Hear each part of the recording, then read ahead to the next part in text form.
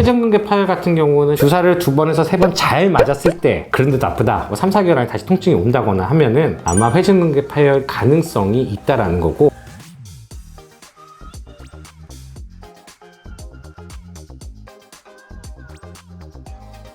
예, 안녕하세요. 저는 정형외과 의사 윤정용입니다.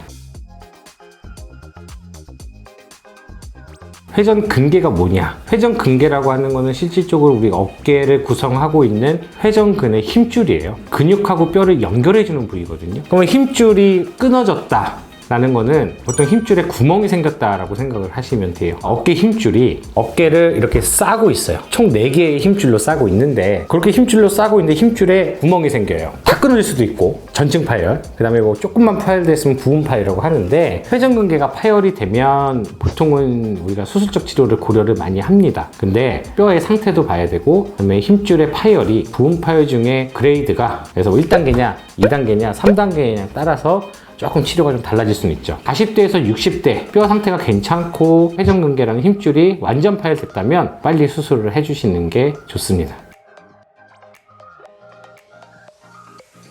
부분 파열이 전층 파열로 간다라고 보고된 건 없어요. 부분 파열인 경우에도 50% 이상이냐 이하냐에 따라 달라질 수가 있고요. 우리가 회전근개가 파열이 됐다고 해서 초기 중기까지는 관절 가동 범위에 크게 지장이 안 오는 경우가 더 많아요. 힘줄이잖아요. 결국 어깨에 힘이 얼만큼 가지느냐가 중요한 부분이고, 그거랑 가동 범위와는 상관없이 파열이 있으면 파열 점차 진행을 합니다. 양말의 구멍이 그대로 놔둔 상태에서 신다 보면 점점 커지듯이 어깨 힘줄도 버티다 보면 나중에 파열이 점점 커져요. 그럼 그때는 오히려 우리가 봉합을 할 수 없기 때문에 간단하게 우리가 봉합을 해서 좋아질 수 있는 어깨를 인공관절로 가게 되는 안 좋은 상황이 나타나게 되는 거죠.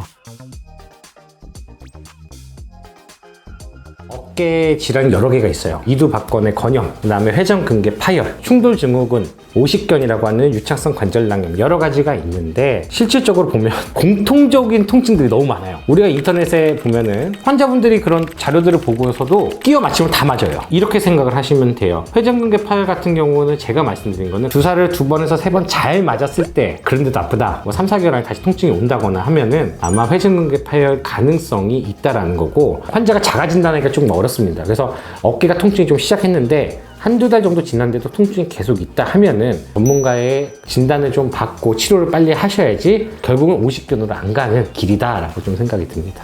네, 감사합니다.